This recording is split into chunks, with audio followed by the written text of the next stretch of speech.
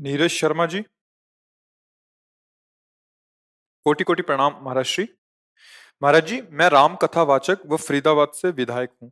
मेरे पास किसी समस्या के लिए एक पक्ष आता है और मुझे उसकी मदद करनी पड़ती है, तो क्या दूसरे पक्ष के साथ अन्याय है? ये आपको देखना पड़ेगा कि जिस पक्ष का आप संग कर रहे हैं वो धर्मयुक्त है, वो हमारे भागवतिक संविधान से ठीक है, वो हमारे राजकीय संविधान से ठीक है। अगर ठीक है तो हम पक्ष लेते हैं, इसको बता देते हैं कि आप हमारे पास आए हो, हम उत्तम सलाह देंगे, पहले आप अपने आचरणों को सुधारिए, फिर हम आपको सपोर्ट करेंगे। अगर आचरण हमारे राजकीय विधान के प्रतिकूल है या शास्त्रीय विधान के प्रतिकूल है तो हम आपका सहयोग नहीं कर पाएंगे। अगर अधर्म का पक्ष देंगे तो फिर आपका सहयोग नहीं हुआ, अधर्म में सम्मिलित हो रहे। आप हमारे पास आए हो, अगर आप हमें लगता है कि जिस बात का आप सहयोग मांग रहे हो वो शास्त्र सम्मत है और हमारे राज्य की विधान कानून के अंतर्गत है, क्योंकि आपने एक पद का नाम लिया तो ये राज्य की विधान से सम्मानित पद है। जितने भी लोग आपकी सेवा में आते हैं उनमें ऐसा आपका व्यवहार है जैसे एक घर का बड़ा बुजुर्ग अपने बच्चों से प्यार करता है। वैसे जितना आपका क्षेत्र है उस क्षेत्र का धर्मी अधर्मी पापी उत्तम अधम सब आपके प्यार और दुलार और शासन तीनों के अधिकारी हैं। अगर वो अधर्म युक्त आचरण करता है तो जैसे अपना बच्चा गलत करता है तो दो चार थप्पड़ लगाते हैं, ऐसे ही भाव से हम उस पर शासन करेंगे। स्वार्थ, किसी भी तरह का प्रलोभन, किसी भी तरह का सांसारिक संबंध दबाव, ये अगर है तो फिर वो ठीक निर्णय नहीं कर पाएगा।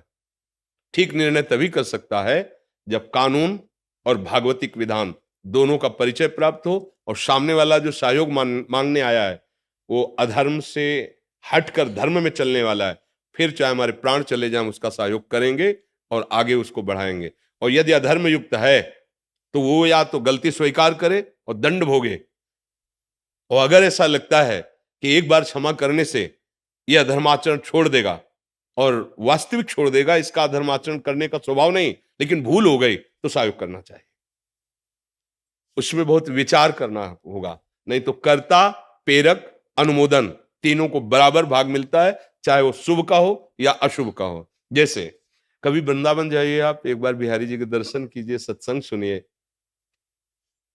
देखो प्रयास करेंगे। दूसरा प्रयास नहीं, बड़े भाग्य की बात, सुनो, अगर तुम्हारे पैसा नहीं तो हम व्यवस्था कर देते हैं, एक दिन का काम हम देख लेंगे, तुम जाओ तो वृंदावन। और वो वृंदावन आया तो वो आया, परिक्रमा किया, दर्शन किया, सत्संग सुना, उसको जो लाभ मिलेगा वो प्रेरणा देने वाले अनुमोदन करने वाले को बराबर मिलेगा। इसीलिए शास्त्रीय विधान है, अगर आप अधर्म का साथ देते हैं तो आपके ऊपर अधर्म का ही दंड मिलेगा आपको, कोई भी हो, कोई भी हो। और अगर आप धर्म का साथ देते हैं तो धर्मो रक्षति रक्षिता, धर्म आपकी रक्षा कर लेगा। अगर कोई आपके प्रतिकूल होना चाहेगा तो आपको परास्त नहीं कर पाएगा। शास्त्रीय विधान, अध्यात्म सलाह ऐसी है। आपको कोई संशय?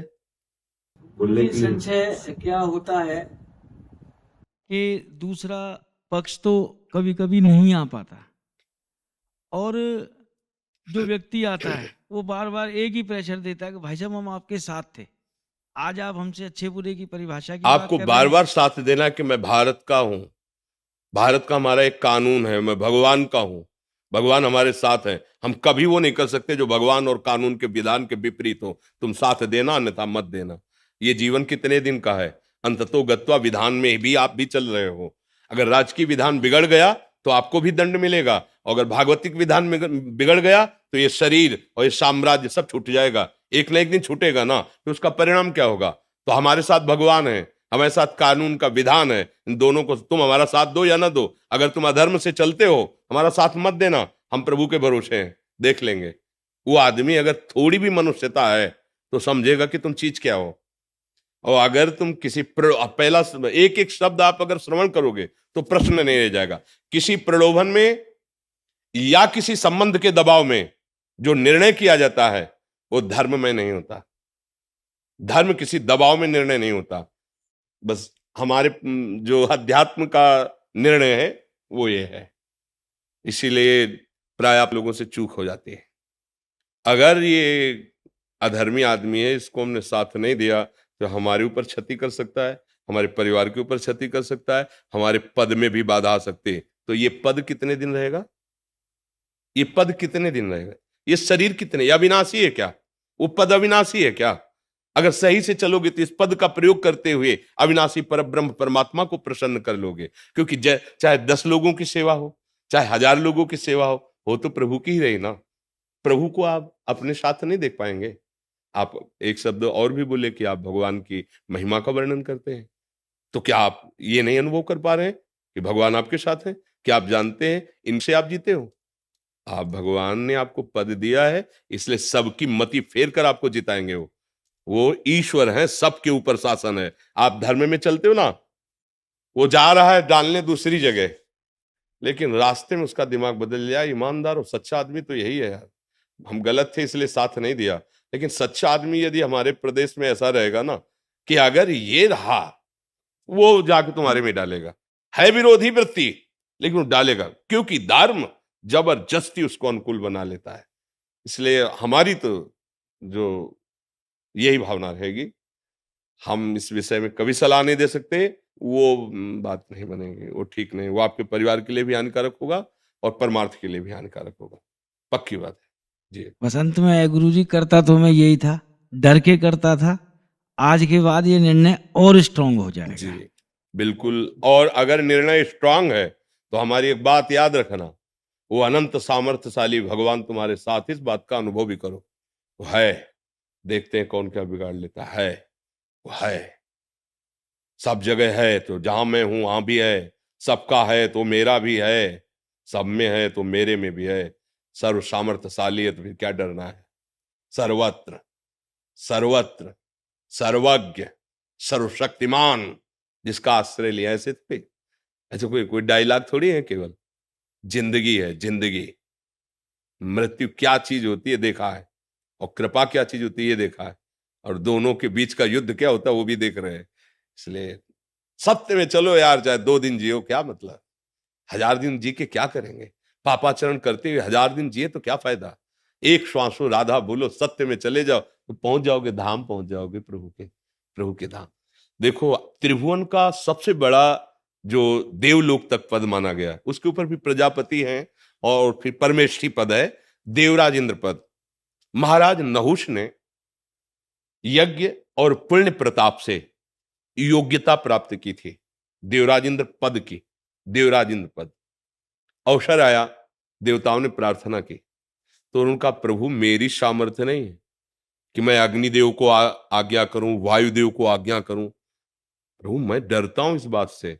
बोले नहीं, मैं सब देवता मिलकर तुम्हें आशीर्वाद देते हैं, जो तुम्हारे सामने होगा उसकी आदि शक्ति तुम में आ जाएगी, और तुम्हारा पुण्य तो है तो तुम सब पे शासन कर सकते हो।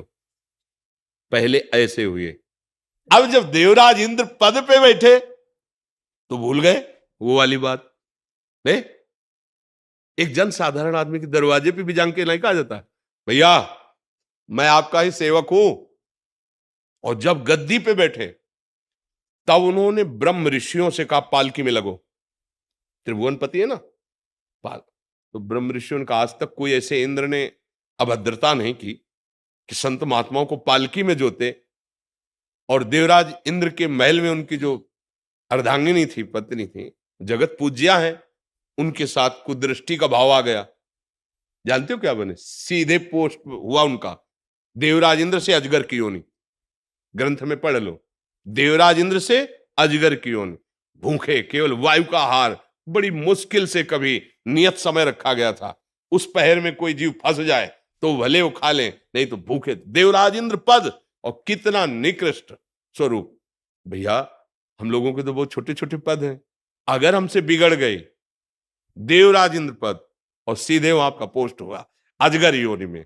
इसलिए बहुत सावधान, ये पद नहीं रहेगा, ये शरीर नहीं रहेगा, लेकिन धर्म रहेगा, सत्य रहेगा, भगवान का नाम रहेगा।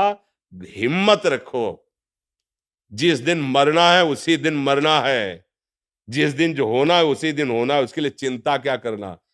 हरि शरणम हरि शरणम। हमारी तो एक ही बात समझ में आती, तेरे किए सब होगा, और तू नहीं चाहेगा तो कोई कुछ नहीं कर सकता। इसलिए मैं निर्भय हूं, निश्चिंत हूं, निशोक हूं। केवल वाणी की बात नहीं होती, ये छाती की बात होती है। हाँ, अनुभव करो, तुम्हारे अंदर बैठा हुआ है।